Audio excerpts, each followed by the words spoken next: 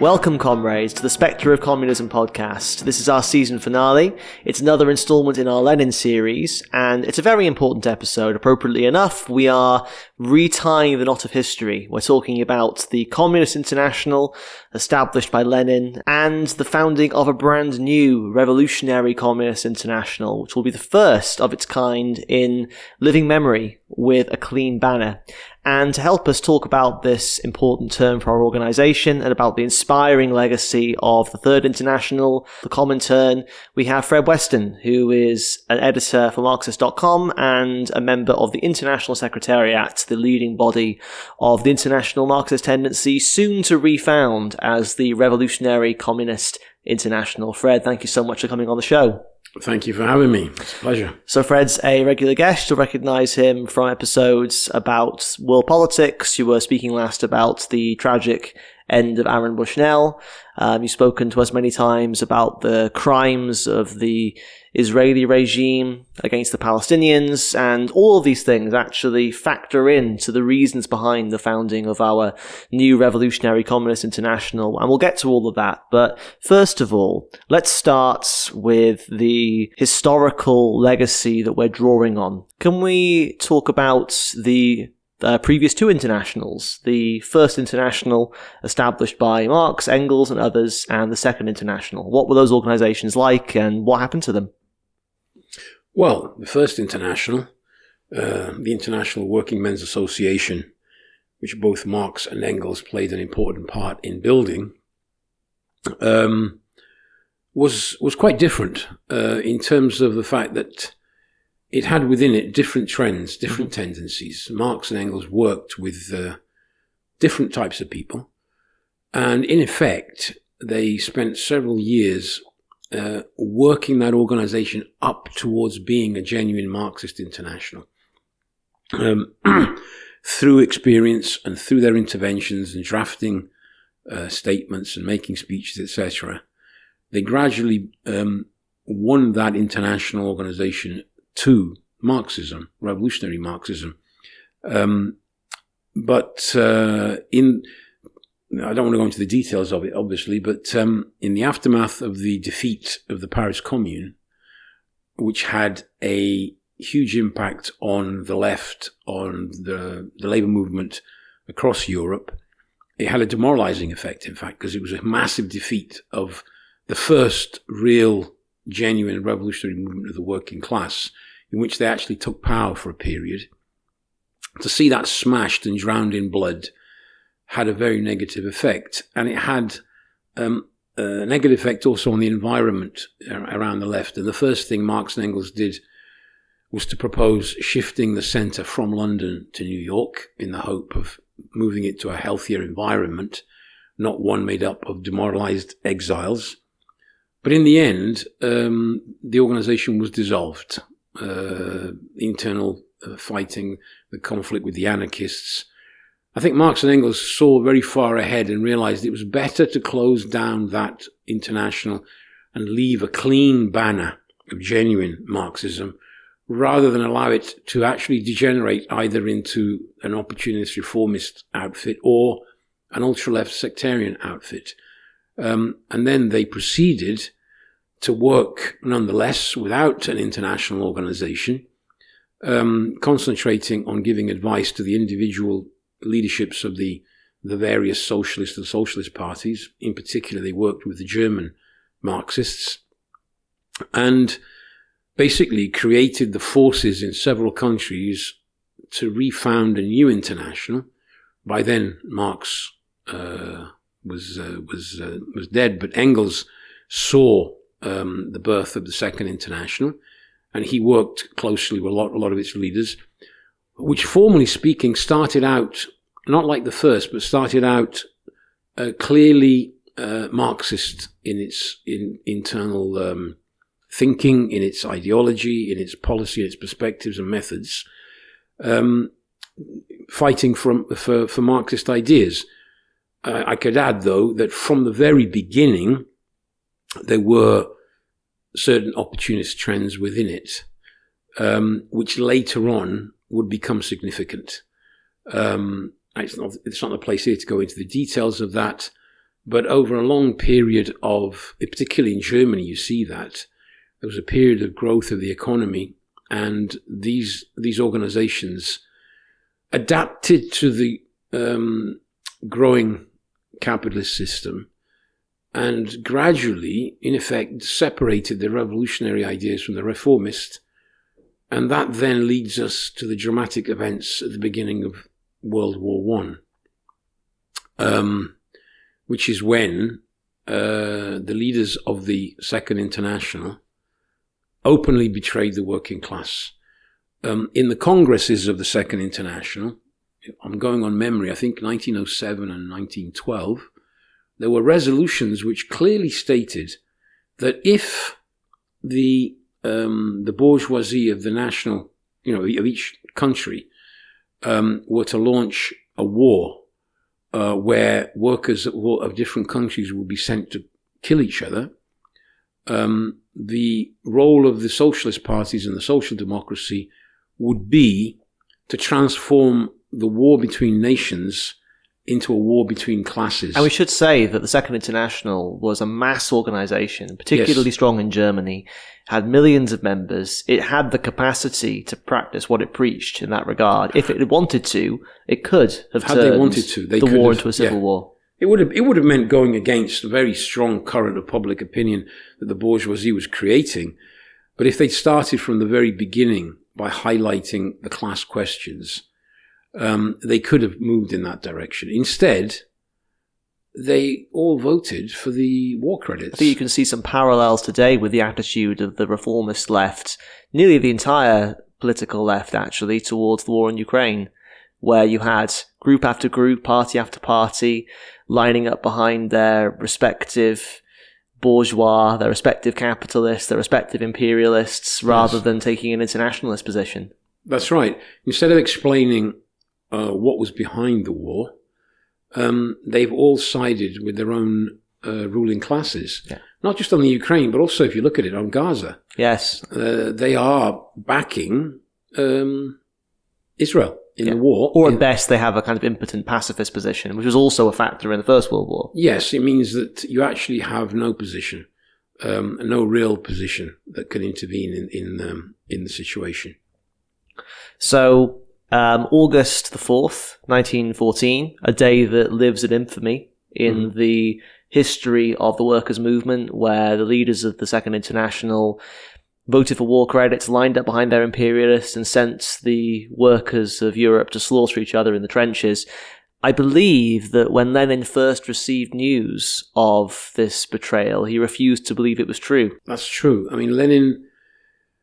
Obviously Lenin could see in Russia the Mensheviks, who were part of the Social Democratic Party, he could see their opportunism, and he could see there were clearly opportunist currents within the Second International, but he hadn't reached the conclusion that how far the degeneration had gone, and how far these people were prepared to go in the betrayal of the working class, and couldn't imagine that they would openly go against the resolutions they'd all voted for just a few years earlier. So he actually believed, it didn't take long for him to find out the truth, but the first impression was this can't be true. But then, of course, it was true. And then the question was posed, where do genuine revolutionary Marxists go from here? And this is what began the process which would eventually lead to the founding of the Third International. It starts with, in the beginning, very, very isolated, in exile, the war going on. But in the midst of this, they struggled to bring together the anti-war elements within the Second International. In 1915, 1916, you have the meetings of the left, the famous gathering of Zimmerwald, which even then, the Zimmerwald conference was a small gathering. I think Lenin said you could gather the true internationalists in two stagecoaches. So small was it. Wasn't far from the truth. Yes, but the point is, even within that layer, there were the openly revolutionary wing, but you also had elements who were not prepared to break with the right wing. So they were compromising. But it was the beginning. It was the beginning of a gathering of the revolutionary left, and within it you had the Zimmerwald left, obviously, which was Lenin was at the heart of that.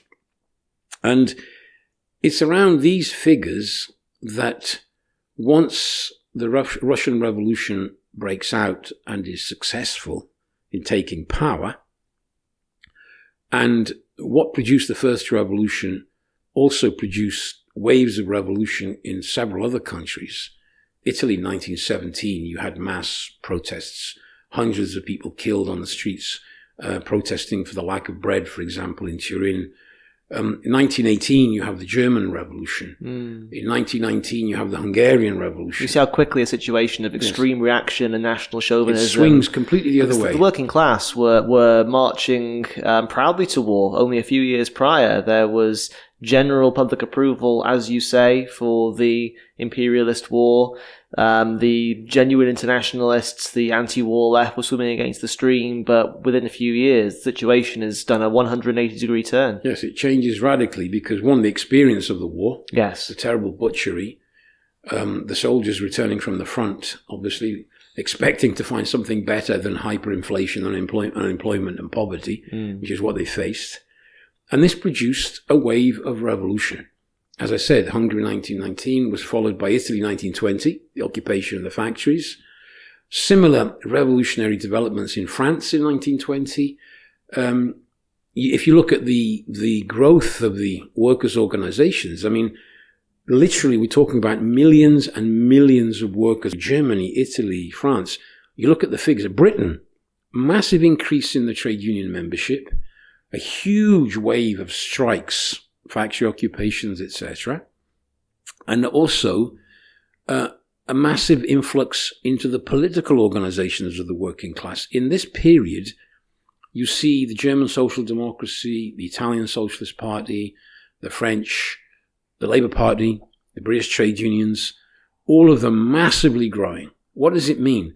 It means that within that mass of millions and millions of workers joining the unions, there was also a very big layer that was going beyond the trade union question and looking for a political answer. Mm-hmm. And they joined what they had always perceived to be the traditional left, the traditional mass socialist parties of the working class. And this is a feature you see across the history of the workers' movement. The masses, as their first port of call, will always move through, or tend to move through, the organisations that are familiar to them. Yes, then it was particularly strong, this phenomenon. Just on memory, I think the German unions went to like 5 million. Mm-hmm. In Italy, the Socialist Party went from 60,000 in 1918 to 210,000 in 1920. Mm-hmm. It's 3 times the size it was. What did that mean? It meant that these parties were now full of recently radicalized workers, young workers mainly, looking for an answer to the crisis in the system. But they came up against a little problem, which was what we referred to earlier on.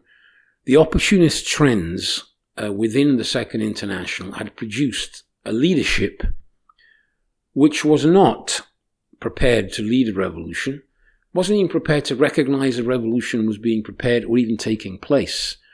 They all turned against the Bolsheviks and the Russian Revolution, calling it basically madness on the part of the Bolsheviks. Plekhanov was a clear example of this. Their position was capitalism had not exhausted all its potential. What Marxists had to do was bide their time, be the left within the bourgeois system, where the bourgeoisie hadn't yet completed its revolution, support the bourgeoisie in the so-called bourgeois revolution, supporting the progressive bourgeoisie. And because of this, they actually played a reactionary role in holding back the working class. They did this repeatedly and led, for instance, to the defeat of the 1918 revolution in Germany. In Italy, in 1920, Italy was on the verge of a revolution. It was the leadership of the Socialist Party that maneuvered to pull the class back from the brink of revolution.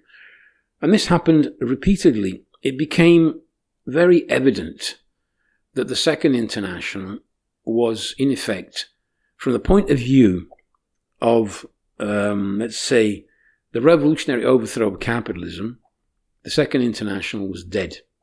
And it actually signed its own death certificate back in August 1914. What's the point of an international workers' organization that does not campaign against the butchery that forced workers of France to kill workers of Germany, to kill workers of Russia, etc.? It was in this context that you started to see actually the development of a left wing within many of these parties. And a parallel, in a certain sense, to the split between the Bolsheviks and the Mensheviks in Russia, which had crystallized into two separate organizations prior to the First World War. This was now repeated on an international scale. You had the revolutionary wing of the Italian Socialist Party. You had the revolutionary wing of the French Socialist Party. You had the Spartacists in Germany. Then you had the split in the Social Democracy, the USPD, which splits from the Social Democracy, almost a 50-50 split down the middle, with the left breaking away from the right. This was happening around the world, where you had mass social democratic and socialist parties. It was in this context that Lenin, already in the First World War, posed the question, we need a new international. Mm-hmm. We need a new international with a clean banner, not with a dirty shirt of the old social democracy. He even fought in Russia to change the name of the party, which was, the Russian Social Democratic Labour Party, Bolshevik, as opposed to the Menshevik.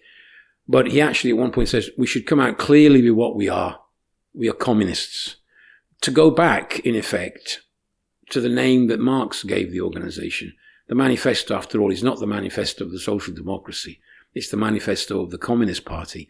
Openly declare what they were, communists. Social democracy was a name which was imposed partially by the conditions they worked in. They had to, in effect, because of the anti-socialist laws, the anti-trade union laws, the repressive laws of different capitalist countries, calling themselves social democrats, when in reality they were Marxists and communists.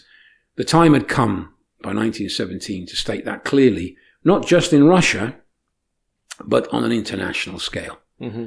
And so there begins the work of creating the new international. Now we could go into here, what I'd like to outline is how those parties were created. They came into existence in different ways. There was one trend, which was basically what I said before, this massive influx of young radicalized revolutionary workers joining a socialist party in conditions of revolution, coming up against the obstacle of the old social democratic bureaucracy, the right wing, the opportunists, and a conflict emerged within these parties. This was clear in Germany, it was clear in Italy, it was clear in France.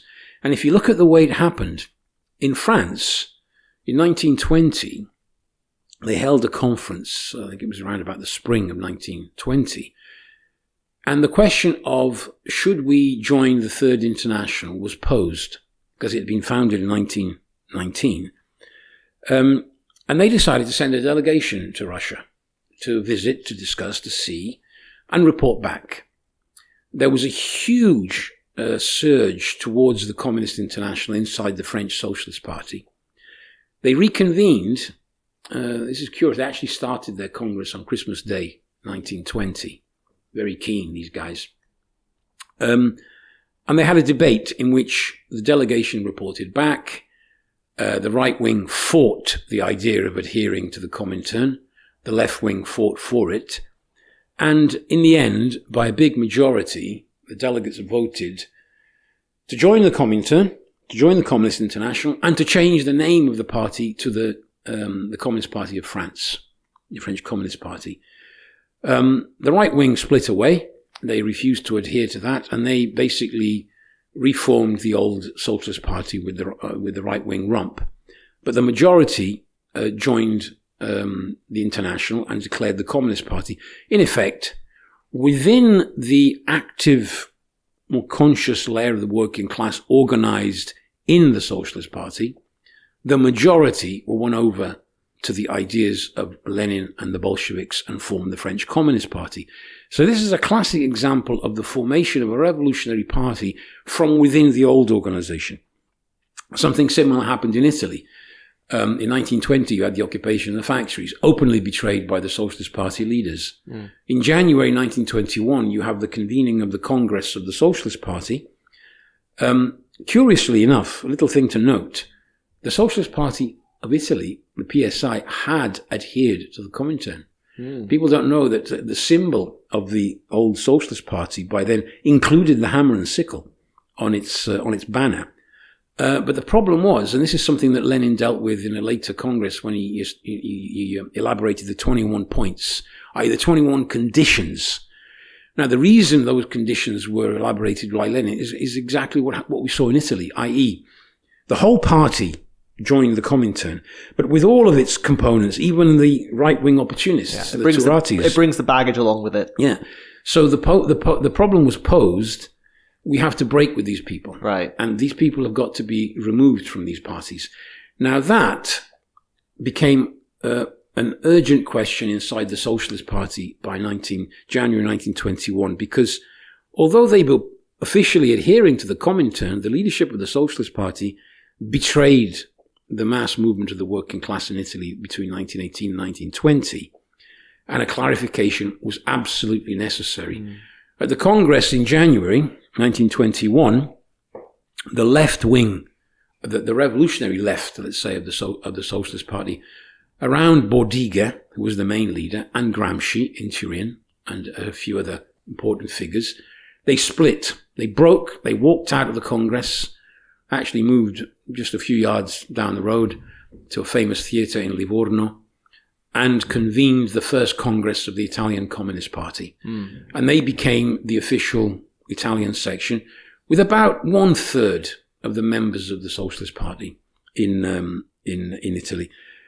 So both France and Italy, Germany, not quite exactly the same, but through a process which saw the mass split of the independent social democracy, which again, later on, in the fusion with the Spartacists at a certain point who had left and came back, in that process, the German Communist Party emerged.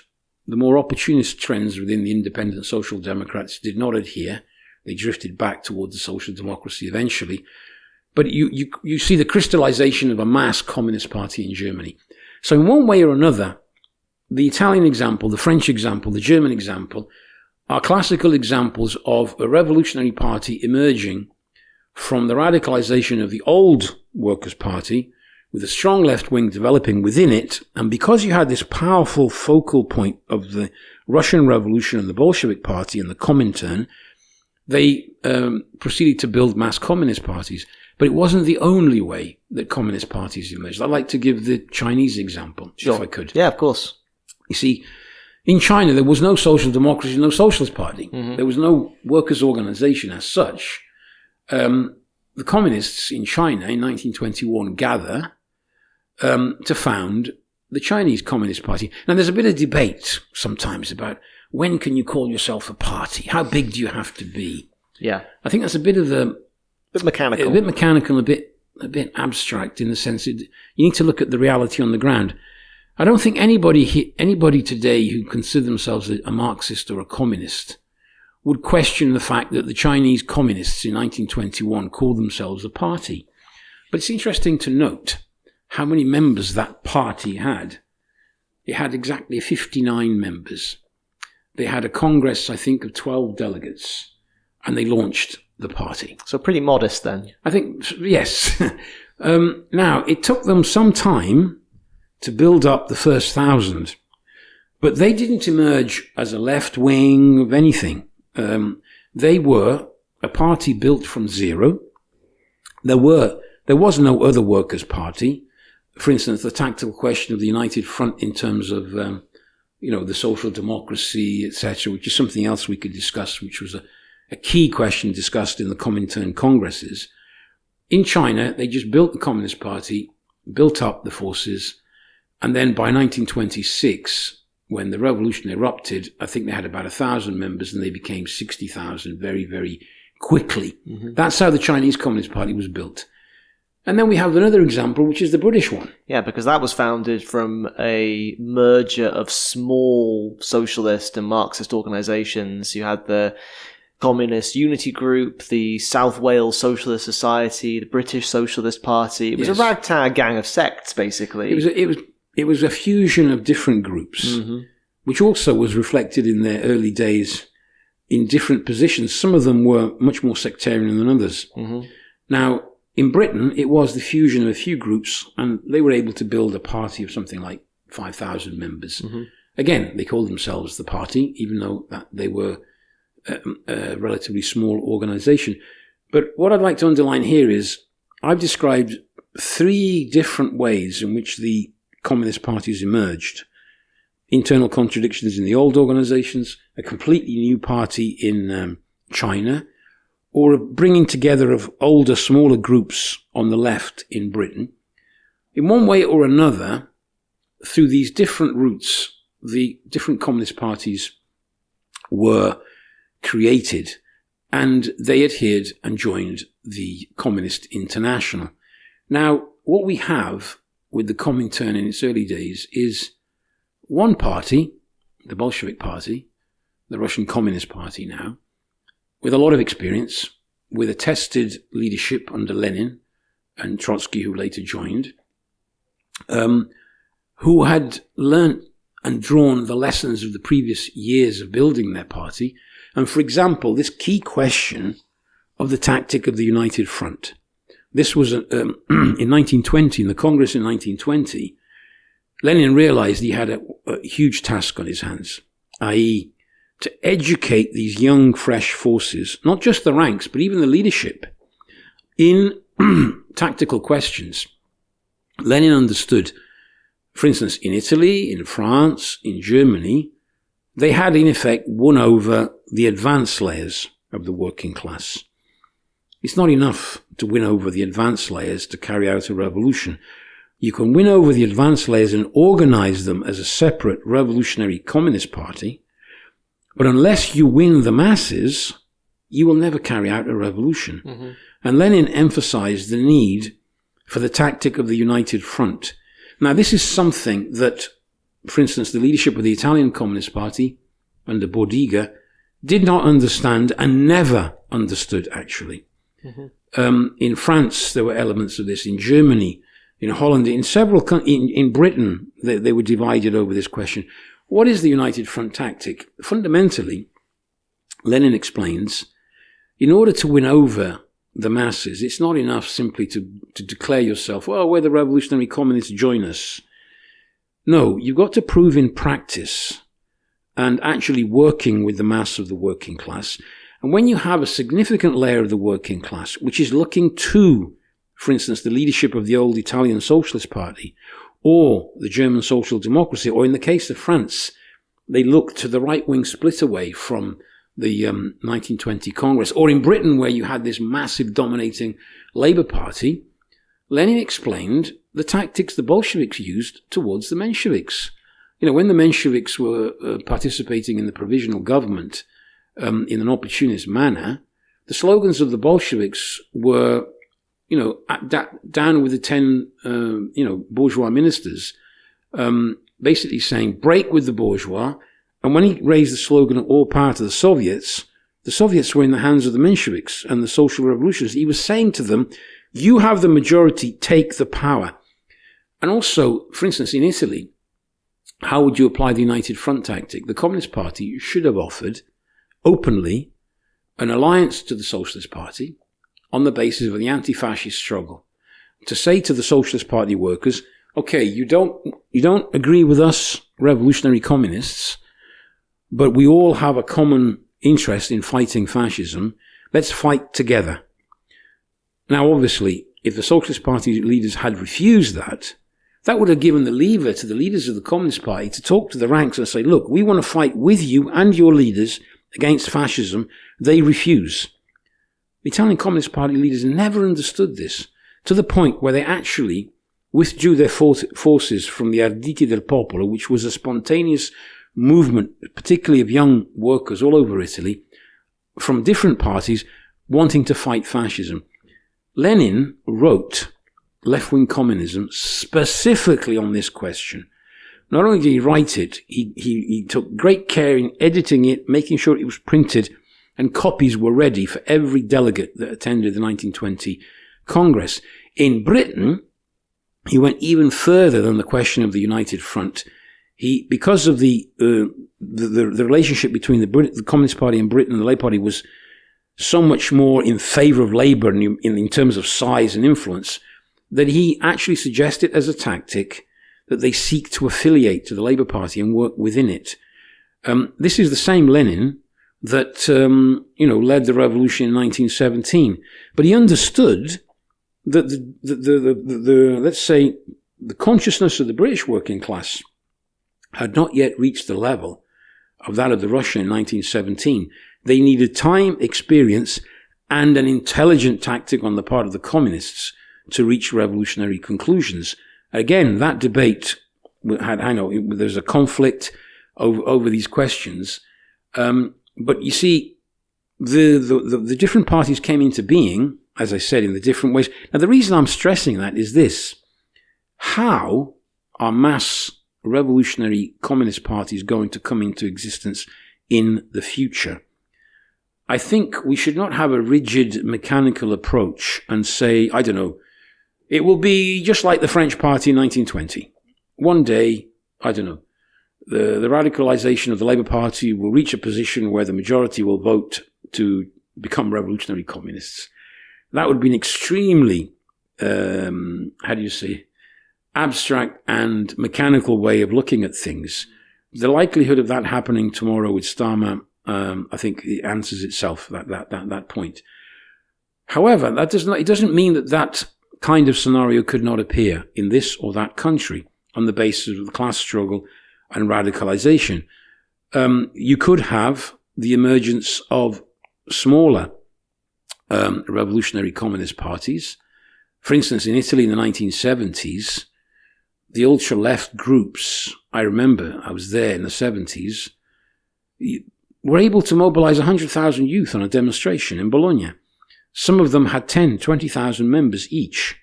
I lived through that, and I remember thinking, if instead of being split up into all these different ultra-left groups, this force of 100,000 was organized under a genuine Marxist leadership, that would have been the makings of a revolutionary party to the left of the Communist Party.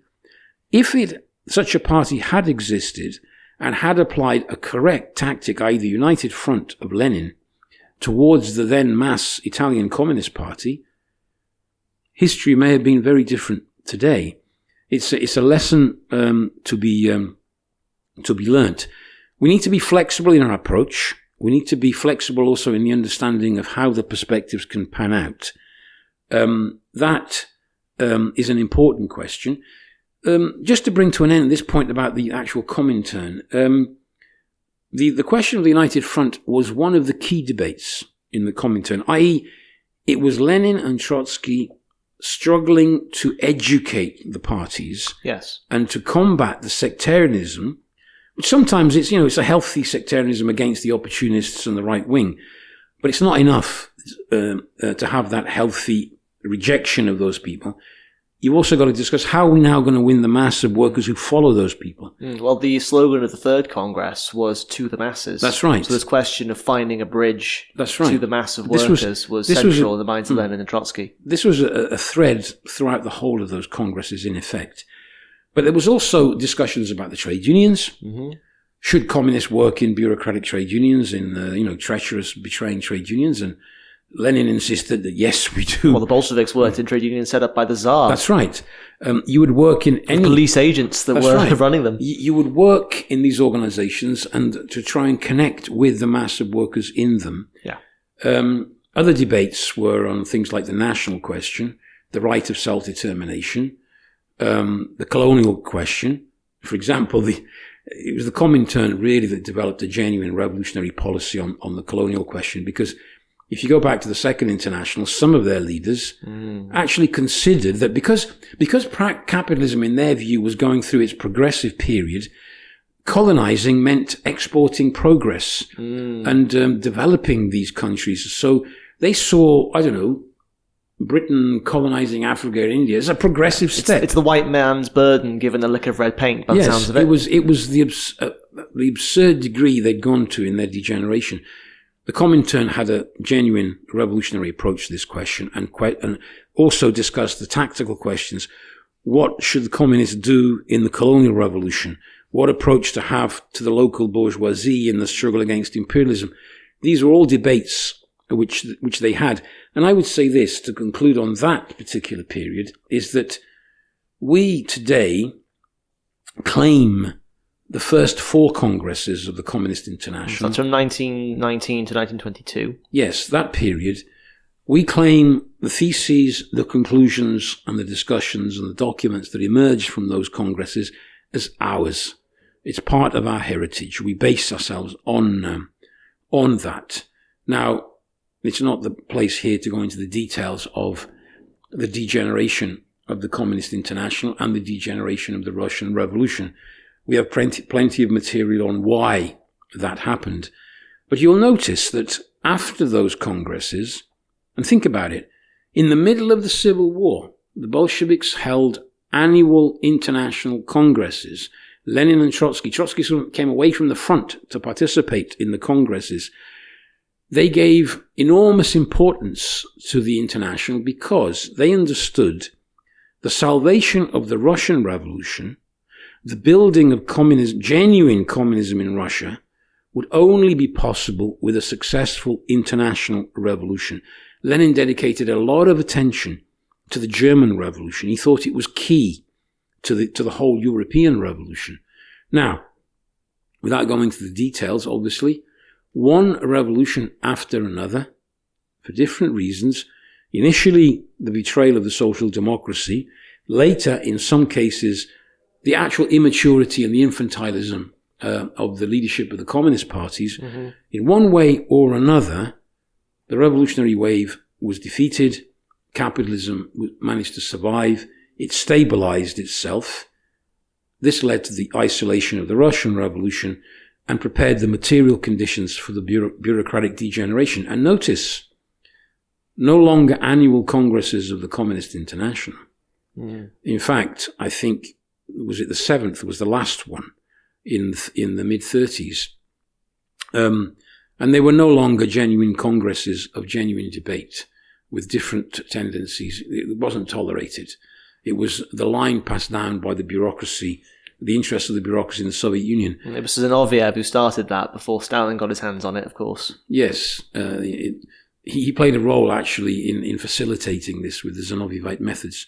But and then finally, in 1943, Stalin just signs away the dissolution of the International. Yeah. Didn't even call a Congress, didn't even consult the individual member parties on what they thought. They just dissolved it because they were in an alliance with the imperialists in the Second World War. It was a sop to the imperialists. Yeah. I've got a quick quote, actually, from an article written at the time by Ted Grant in 1943, The Rise and Fall of the Communist International, which I'll link in the description for this episode because it's an excellent article. Yeah. And the opening paragraph reads as follows: "The Third International has been officially buried in the most undignified and contemptible fashion it would be possible to conceive. It has passed off the stage of history, hurriedly and without consultation of all the adhering parties, not to speak of the rank and file throughout the world, without any democratic discussion and decision as a result of the pressure of American imperialism. Stalin has perfidiously abandoned the Comintern." That's right. That's right. He had no use for it by then. And in the meantime, the communist parties in most countries had begun to drift towards national parties, not parties that belonged to one international.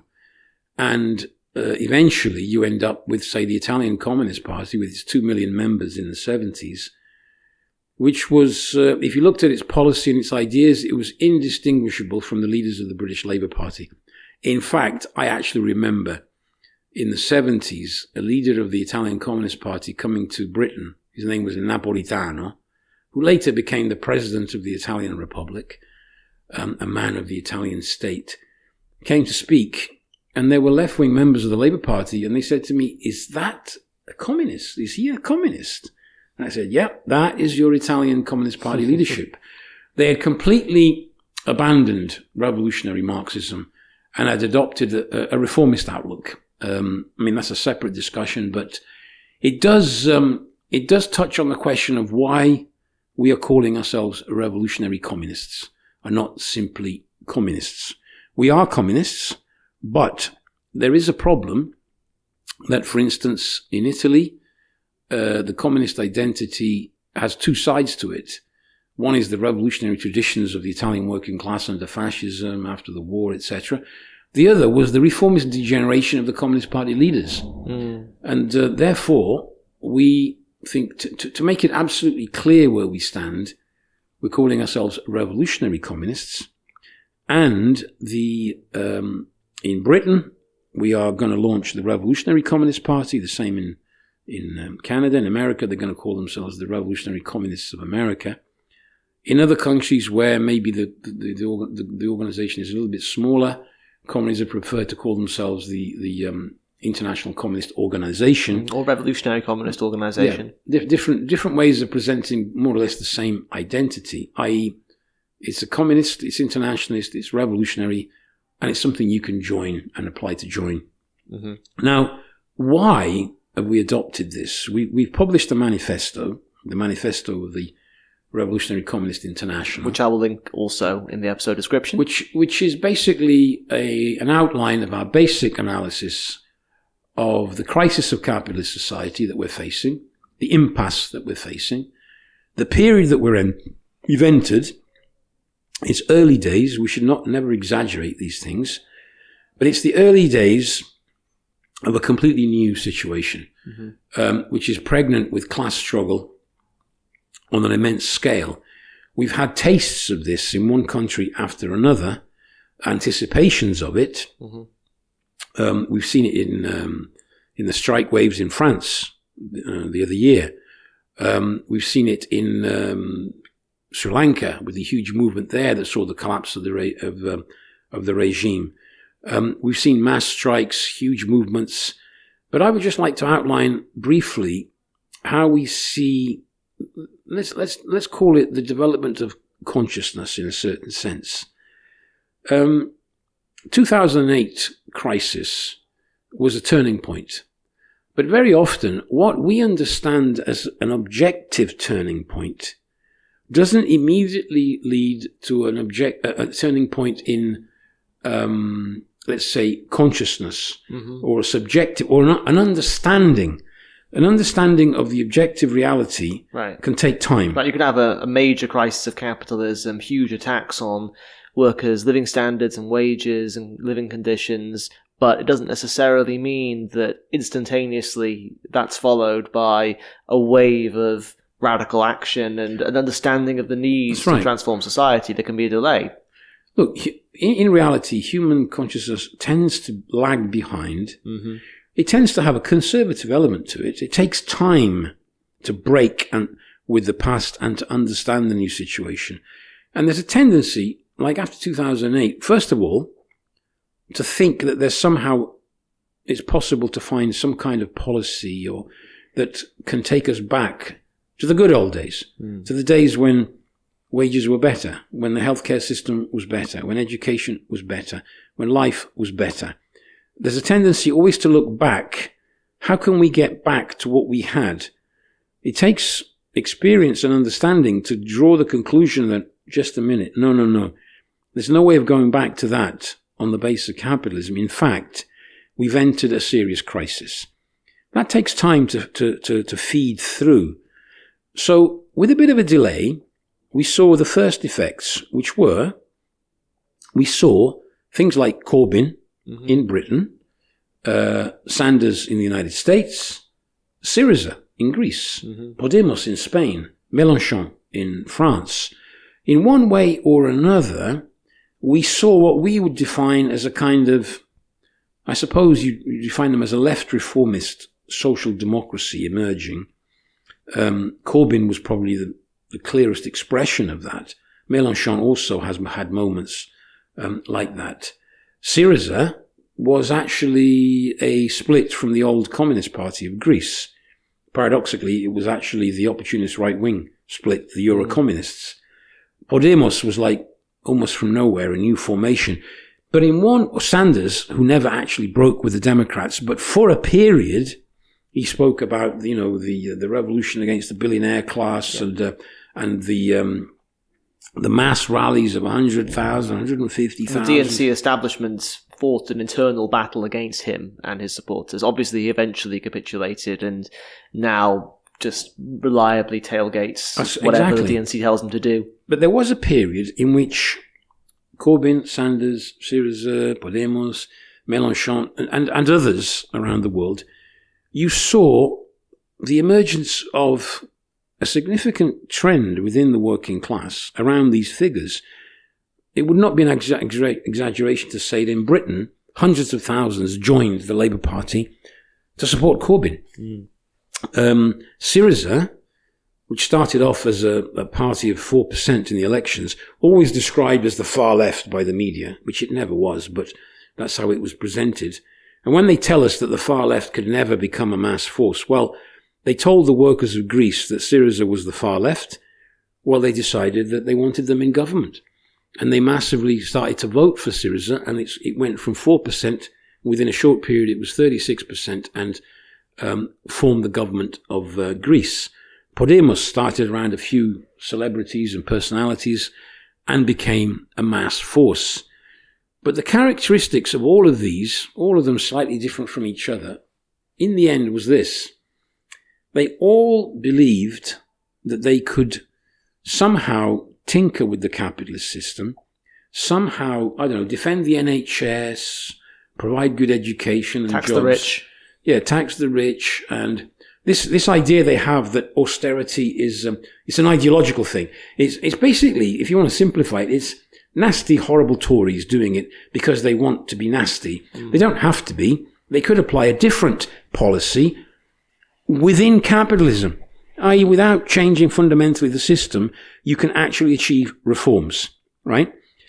Well, that just isn't possible.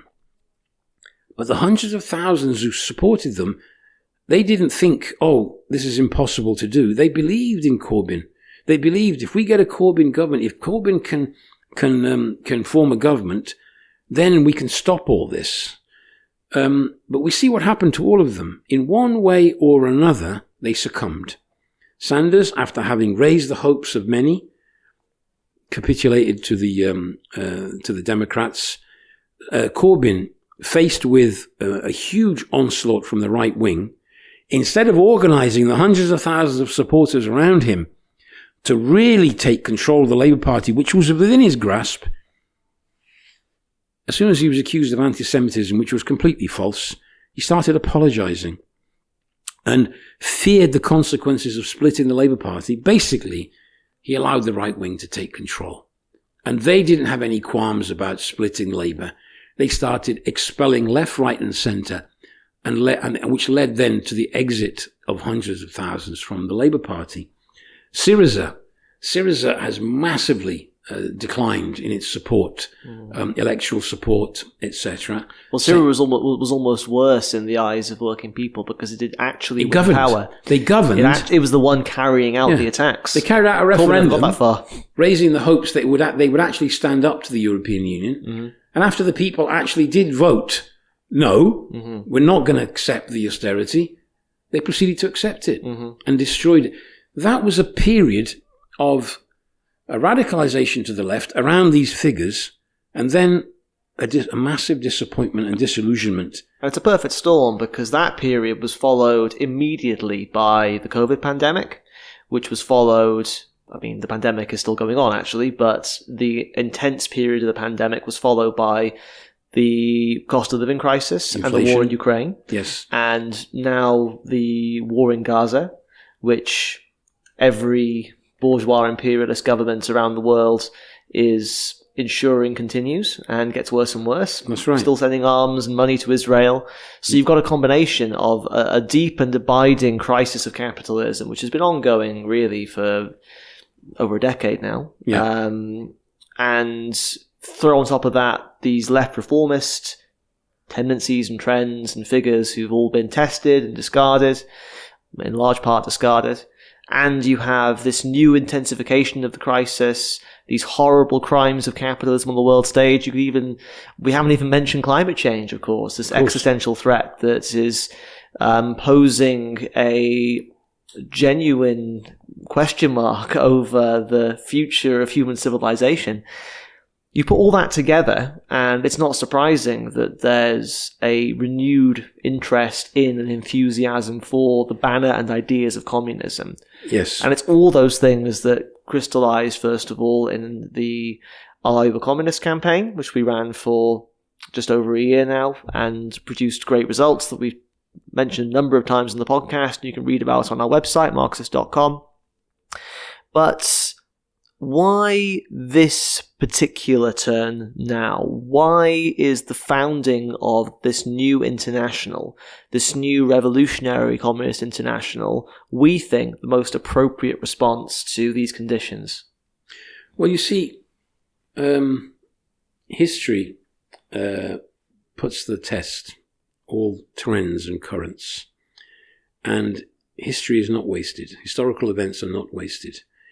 The Corbyn experience, although very disappointing for the people who adhered to it, the same with those who had illusions in Sanders, that was actually a necessary phase in the, the clarification of ideas, the understanding of millions of young workers. It was a school, you could say. It's a school of reformism.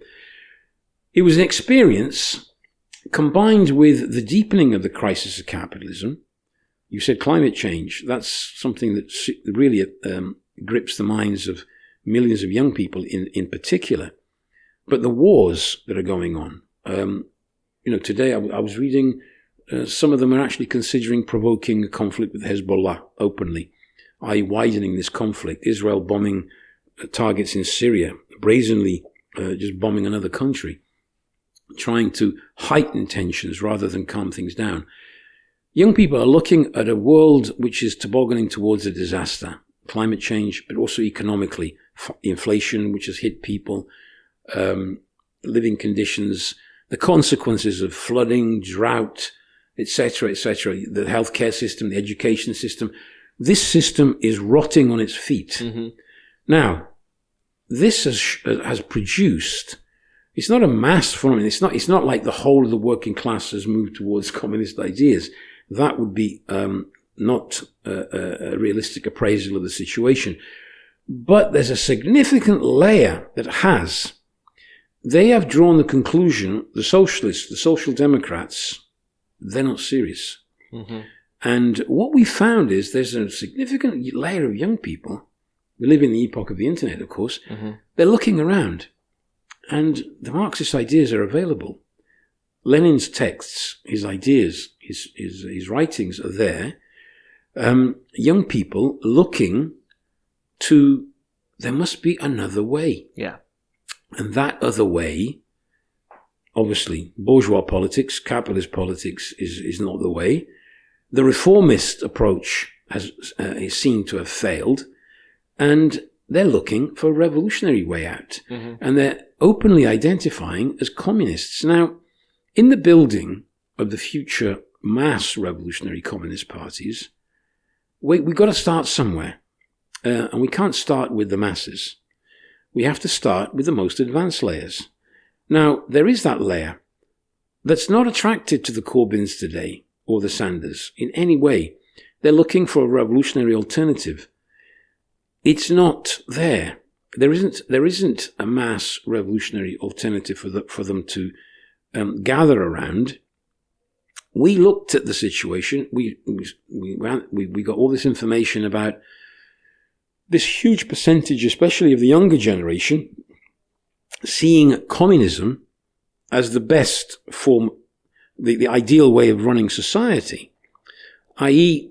drawing the conclusion that the system is so sick, it needs to be revolutionary. There needs to be a revolutionary way out and a communist way out. Last year, we launched the Are You a Communist campaign, Get Organized, and it was hugely successful.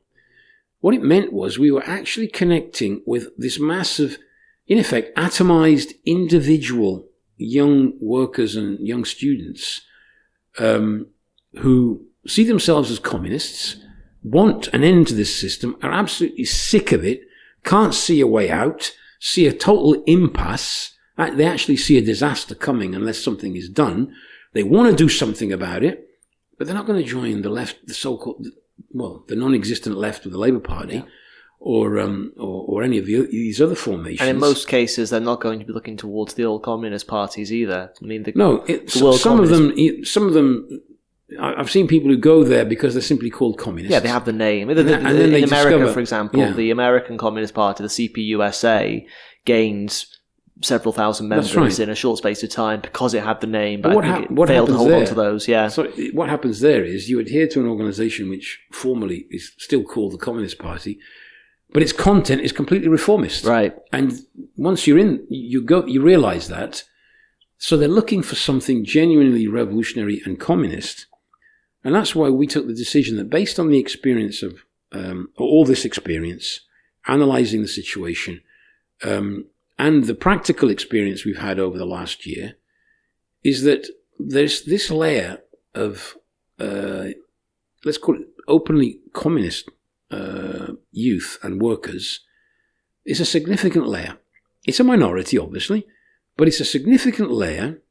And what is our task as revolutionary communists? It's not to sit and wait for for Corbyn one day to wake up and realise what he's got to do, which I don't know if it will ever happen, but to go directly to the youth who identify with revolutionary communism and create a point of reference, an organisation they can join.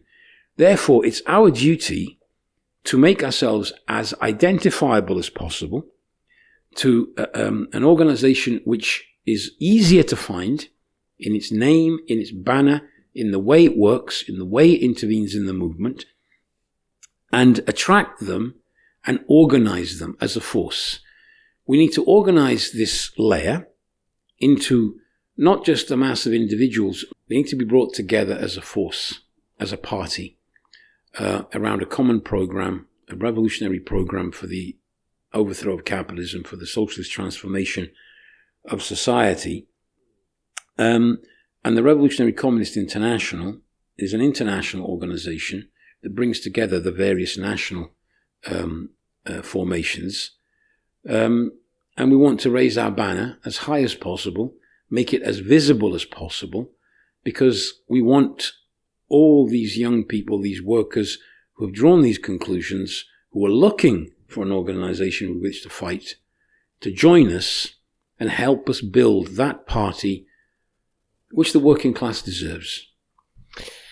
And in much the same way that the Communist International was a school for the revolutionary working class, it was a cauldron of ideas, the founding conference of the Revolutionary Communist International, which will take place in your homeland, Fred, in Italy, between the 10th and 15th of June, will be a school of our ideas. It's going to have over 20 sessions covering all aspects of our program, talking about philosophy, talking about the national question, talking about the building of the Bolshevik Party, talking about the struggle against oppression and bigotry.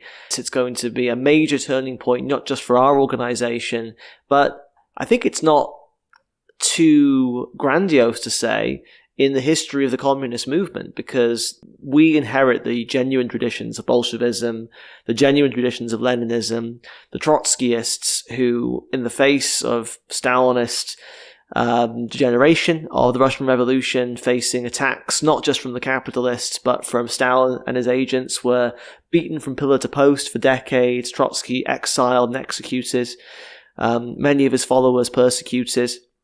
Trotsky, of course, attempted to establish a fourth international after the degeneration of the third, in the same way that Lenin did after the degeneration of the second. For various reasons we don't have time to go into, that was stillborn, or very quickly failed to rise to the occasion. But now we are ready as an organization, as Bolsheviks, as Marxists, as communists in that tradition, to reclaim the banner of communism and to use it to draw in a whole new layer of revolutionary cadres, of radicalized young people, the burgeoning vanguard of the working class, the embryo of the mass international revolutionary organization that history necessitates to put an end to capitalism and create a better world. And that is the purpose of founding the RCI. That's the purpose of everything we do. As the International Marxist Tendency, very soon to be the Revolutionary Communist International. If you've enjoyed this discussion, or any of the discussions that we've had on this show, anything you've read, anything in our manifesto, if you're drawn to the ideas that we espouse, and if you're angry about the state of capitalism, if you're incensed and indignant about the hypocrisy and the lies of the bourgeois, your ruling class, their propaganda, their media establishments, the crimes of the state, the crimes of imperialism, then guess what? You might just be a communist. And if you're a communist, then you need to get organized. So, we're taking a little break on the podcast. I'm going to end with the most important message that I can emphasize. If you are a communist, you need to join the Revolutionary Communist International. You need to sign up for our founding conference, the World School of Communism. All the links are in the description. And once the conference is over, we'll be back with a new season, a new suite of discussions on all manner of Marxist ideas. We'll be talking about history, about theory, and we'll resume the Lenin year. So the Lenin year episodes will, of course, take a break as well. We'll be back with new episodes about Lenin's life and ideas, his work. We still haven't talked about left-wing communism. We haven't talked about imperialism. Don't worry, all those episodes are coming after the Revolutionary Communist International's founding conference. But for now, that's all from me. I'll thank Fred one more time for joining us today. Well, thanks for having me again. And for the last time, for a little while, here on the Spectre of Communism podcast, solidarity, long live communism, long live the Revolutionary Communist International. I'll see you in Italy in June for our founding conference.